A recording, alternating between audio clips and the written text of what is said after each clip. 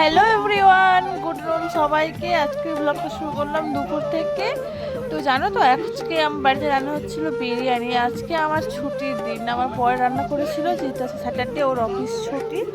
তো আজকে রাঁধুনি হচ্ছে গিয়ে আমার বর। তো চলো কি রান্না করেছে দেখাচ্ছি।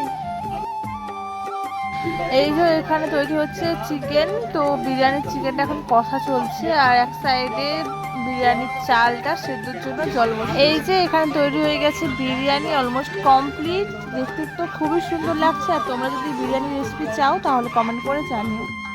এই যে এখানে এখন বিরিয়ানি খাওয়ার জন্য বসে পড়েছি।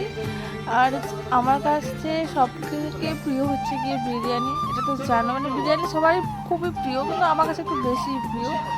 যাই হোক, আর আমার কিন্তু বর খুব ভালো বিরিয়ানিও বানাতে পারে।